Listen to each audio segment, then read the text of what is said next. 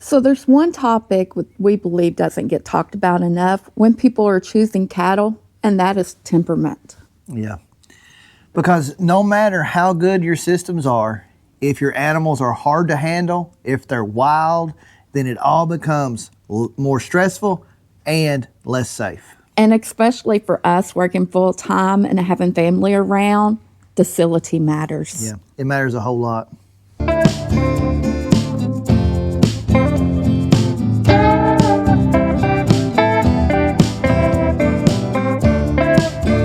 Hey guys, welcome back to STA Farms. I'm Brandy. And I'm Aaron.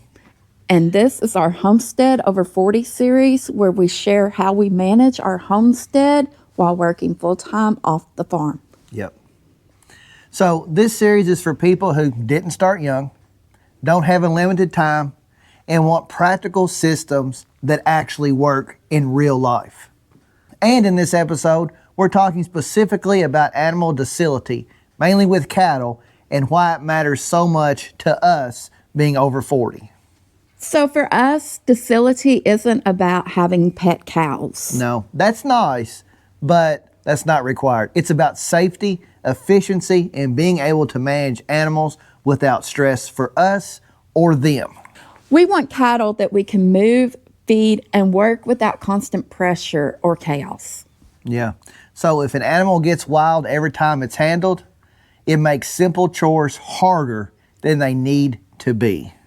So we raise Herefords because they're known for having good temperament. Yeah, overall. In general, Herefords tend to be calm, predictable, and easier to handle compared to some of the other breeds. This doesn't mean they're the only good option. There's plenty of breeds that can be of choice. Yeah. And it also doesn't mean every Hereford is perfect. With any breed, including Herefords, you can still get a wild one. Yeah. Temperament is influenced by genetics, but a lot of it comes down to how an animal was raised and handled.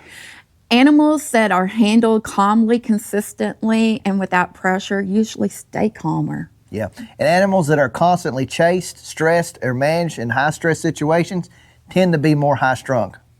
When we say docile, we don't mean you should be able to walk out and pet every cow in your field. No. That's fine if it happens, but that's not the goal.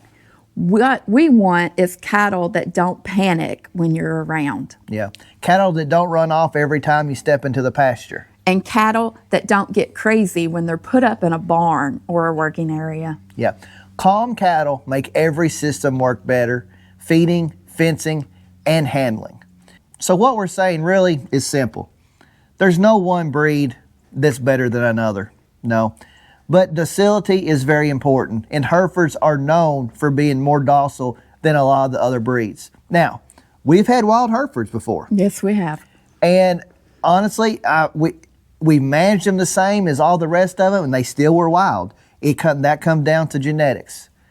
But we've also seen really tame other breeds, really tame Angus, really tame Red Angus, really tame Charolais. I mean, their docility is in every breed. We're not saying that there's not docile cattle of every breeds. That's not what we're saying. What we're saying is, for us, Herefords make the most sense because docility is more consistent among the whole breed, the entire breed as a whole, compared to just spots here, spots there, whatever the case may be. Right. And for us, that fits better into the way we manage our homestead with us working full-time off the farm. So if our calves are predictably going to be tamer from the start, that management works to our advantage. So why does that matter? Docility is especially important when you're using electric fence. Yeah. Wild cattle do not respect fence. They challenge it.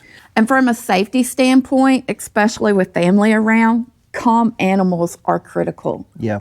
We don't keep animals that are unpredictable or dangerous. So calm cattle are easier on fences, easier on our pasture, and easier on people in general. Yeah.